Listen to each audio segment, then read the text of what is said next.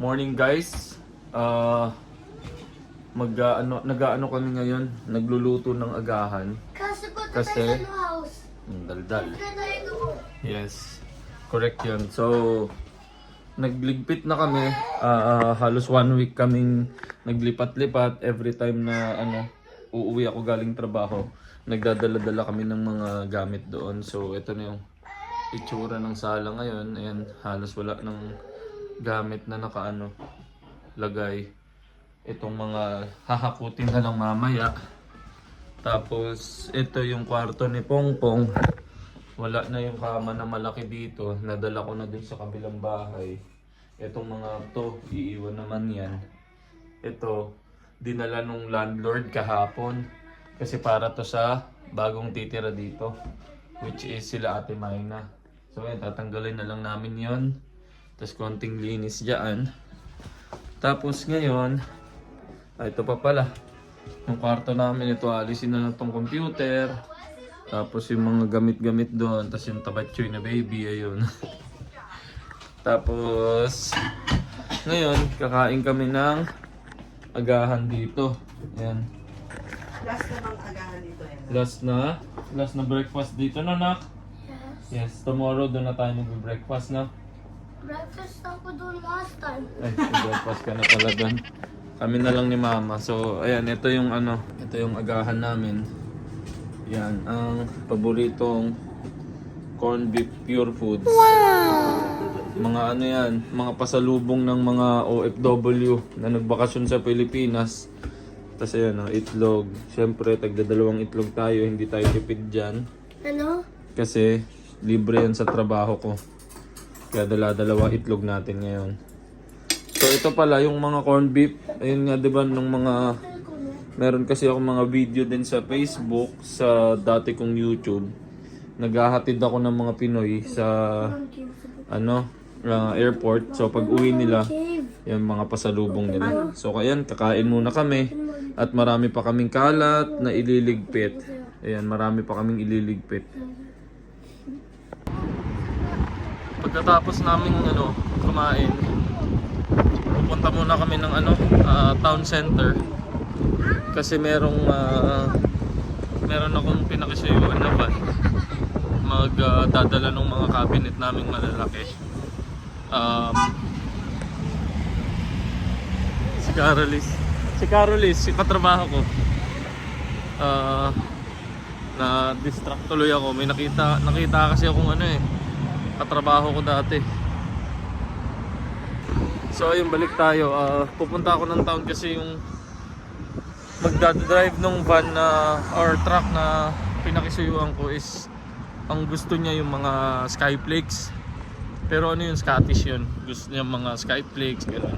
Bali yun na lang yung iaabot kong pagpapasalamat. Konti lang naman yung namin. Bibit-bitin, isang biyahe lang yun. Kaya pupunta tayo dun sa town sa Filipino store at bibili tayo ng Skyflakes. Ganda ng araw pero naka-jacket kasi medyo malamig yung hangin. Mahirap namang dito. Mag t-shirt lang at baka ginawin naman tayo. Dito na ulit kami sa lilipatan na bahay. Mga gamit na nadala namin ngayon. Naiwan ko ng anak sa bahay. Naiwan ko yung susi ng bahay doon sa King Street. Kaya binaba ko muna sila.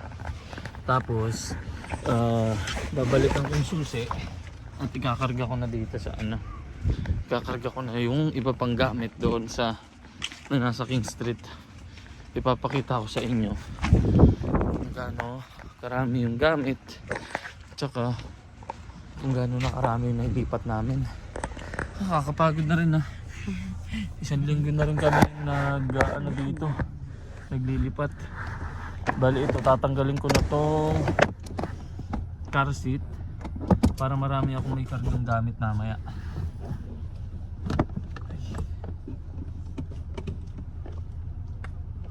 Kung makikita nyo, nahihiga ko na ulit yung mga upuan Parang marami ako may karga na ano, na gamit. At mabilisan lang kasi baka ginawin ng aming baby. Nandito sila sa labas ngayon. Pero naman tayo sa ano. Pahirapan na naman lumabas dito sa parking eh. Sige kasi ng daan eh. Ayun. Mabilis lang naman to. 2 minutes drive lang mula dito hanggang dun sa dati naming bahay. Kaya saglit lang. Kaya hindi na ako nag-ano ba nung van. Meron kasi dito yung mga narerentahan na van na pang move ng mga gamit. Parang parang U-Haul. U-Haul. Paano ba basahin U-Haul? U-Haul. Basta yun. Hindi na ako nag-rent na. Kasi ayun nga, malapit lang. Pwede kong balik-balikan na lang yung mga kinakarga kong gamit.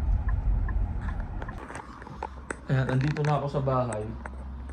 Bali, konti na lang talaga yung gamit namin dito. Bali, itong stroller, itong washing machine kasi na to, bago to. Yan yung ipapalit ng landlord ko dyan sa yung dati namin ginagamit. Kumbaga yung current na washing machine dyan. So ito yung ipapalit niya kasi Pinoy din. Katrabaho ko dati yung titira dito. So yan, tas ito, yan gamit namin. Tas yan, itong mga to. Aray ko, sumabit yung ulo ko. Ito yung mga gamit pa namin. Tas itong mga to. Yan. Yan na lang. Konti na lang. Kasi ito, sampayan. Sa amin din yan. Tapos yan, itong crib. Ay, ito pala yung crib. Itong computer. Printer, yan na lang. Tapos ito, nalinis ko na yung CR. Mukha na ulit bago yung CR. Kinuskus ko yan hanggang doon sa pinakailalim doon. Para hindi naman nakakahiya doon sa landlord. Tapos yan, ito. Ito yung makalat. Pero, ayan na lang naman yung kukunin ko, yung kahon na yan. Tapos tapon na yung iba dyan. Tapos yung mga yun, ililigpit lang naman yan. So, tara, magpapasok muna ako ng gamit sa sasakyan. Tapos babalik na ako dun. Ay, teka nga. Bubulsa ko na yung susi. Baka makalimutan pa natin. Yari talaga tayo.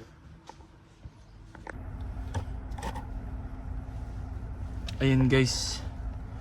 Full pack na naman tayo.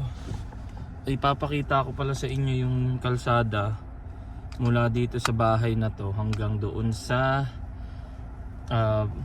lilipatan namin. Ayun, kita nyo, di ba? Ang daming kalat. Punong-puno yung natin. Yung likuran. Kita ko sa inyo yung daan natin ngayon papunta doon sa lilipatan naming bahay. Teka lang at inaayos ko pa. Alas 6 na ng gabi, maano pa rin, no? Tirik pa rin ang araw.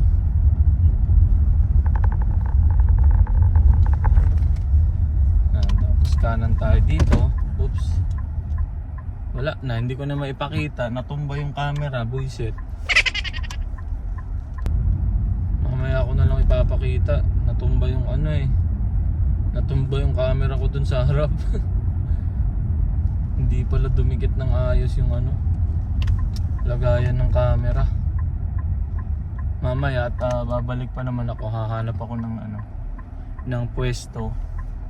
Yung didikit siya ng maayos para makita nyo ng mabuti yung natin, lugar natin dito.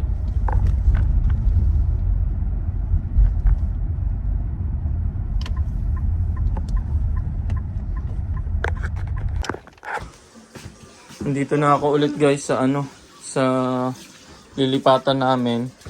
Nung una kong video, 'di ba ito yung dryer, nandito yan nung nakaraan. Tapos ito yung washing machine. So kaninang umaga pala, dinala na nung landlord namin itong dishwasher. Ayan, panes. Hindi na maghuhugas ng plato. Lalagay na lang dyan yung mga plato, tapos What is that? pipindot-pindot na lang dito. What is that? Dishwasher. Plates? Yes. Hindi ko alam. Ba't mo kasi alam? So, ayan. Gagawin muna namin ngayon ay magpupunas-punas kami nitong mga cabinet para yung mga gamit dito sa kusina, may ilagay na muna namin dyan sa mga taas-taas. Yan, yung mga, ito mga, ano to, mga toyo-toyo, ganun. Lalagay na namin dyan sa, sa ibabaw. Para medyo luminis dito at makabawas-bawas na ng kalat. Tapos bukas, babalik naman kami ulit doon sa King Street. Yan, linis muna kami. Ayan, kung nakikita nyo, medyo makalat. Hindi pala medyo, sobrang kalat. Gagawin ko, bibidyoan ko ulit mamaya kapag nakabawas na tayo ng kalat. Good morning guys. Umaga na, hindi na ako nakapag-video masyado. Hindi pa ako naliligo. Nakakapagod maglipat ng bahay. Konti na lang guys. Napunasan ko na yung mga bintana. Ito, napunas-punasan ko na yan. Oh, wala na yung computer dyan. So, lalabas na lang namin to. Tapos, ayan, pakita ko naman na yung CR sa inyo dyan. Ito, konti na lang din dito. Dito na kami naglaba. Kasi nga, hindi naman namin malalabhan pag iniwan namin doon sa isang bahay. Kaya ginawa namin, habang naglilinis-linis dito, sinalang na namin dito sa sa washing machine. So ayan, ito aalisin na lang tong mga to. Ito hindi naman namin pala to. Dito to. So ayan, aalisin to. Tapos konti na lang. Doon naman mag-aayos sa kabilang bahay. Actually may mga naayos na nga kami doon. Pero hindi pa talaga lahat. Tapos kanina pala, bago kami pumunta dito, may mga nilagay kaming gamit na sa shed, yung tulad ng mga maleta, may laman yun ng mga damit na hindi naman masyado nagagamit. Tapos yung Christmas tree, nilagay na rin namin doon para para mabawasan na muna yung gamit doon. Tapos ayan, ito mga jacket-jacket, mga pinantatrabaho namin. Ayan kasi yung mga naiwan dito, kasi nga yung mga pang-alis namin, inalis na namin dyan sa cabinet. Bali, ang iniwan namin dito sa bahay na to is itong mga pantrabaho kasi dito pa kami natulog ng mga nakaraang araw. Kagabi pa lang kami nakatulog doon sa kabilang bahay. So, ayan. Pag naalis na itong mga gamit na to, clear na. Ubus na. Ito pa pala. Meron pa ako dito yung foldable na table. Kukunin ko pa yan. Tapos ito lang mga sampayan. Konting-konti na lang to. Ay, kakapagod din ha. Magligpit. So ayan, tatapusin na muna namin nang makalipat na dun sa kabilang bahay. Ay, pagod na ako guys. Dito na kami sa bahay na isa. Ito, nang hiram ako nung lagari dun sa yung matanda naming kapitbahay dun sa King Street, yung sa dating bahay. Bali, tatry kong putulin to kaso mukhang mukhang mapurol tong lagari niya. Pero testing natin baka sakaling umubra para mapalitan ko kasi bumili na kami ng bagong padlock kasi nga ito nangalawang na, hindi na mabuksan talaga. So and testing natin kung mabubuksan natin to. Yeah, guys, palpak. Hindi gumagana pong lagari niya. Medyo malambot yung manipis. Bali, marami pa siyang lagari doon. Tinry ko lang kasi itong maliit. Kukuha ko ng bago doon sa kanya. Nagsabi naman siya bumalik lang ako at papahiramin nga niya ako ng ibang lagari. So, dito na tayo ulit sa makalat na kusina. Bali, naantok na kasi ang baby taba namin. Nakatulog na nga sa sasakyan. Bali, yung gagawin na lang namin muna ngayon. Dito kasi syempre mas komportable sila. At dito na yung halos lahat ng gamit. Ang gagawin na lang namin ngayon liligpit na lang muna kami dito. Tapos babalik tayo doon sa kabilang bahay ulit. Bukas pagkahatid ko kay Ispong sa school. So, ayan. So, andito kami sa mini kitchen table namin. First namin to. First family meal namin dito sa bahay. Hindi ako makapagsalita ng maayos kasi may natutulog na bata doon. Eh, nakakapagod na maglinis. Kain muna kami. Tapos mamaya kung sipagin pa, siguro magligpit-ligpit pa ako konti dito. Pero bahala na, basta ngayon lagay muna tayo energy at medyo gutom na. At dito ko na lang rin muna tatapusin tong video. Salamat sa panonood. Sana mag-like, subscribe, and share niyo tong mga video namin. Salamat, hanggang sa muli. Bye-bye! Kuya, bye-bye na! Bye-bye!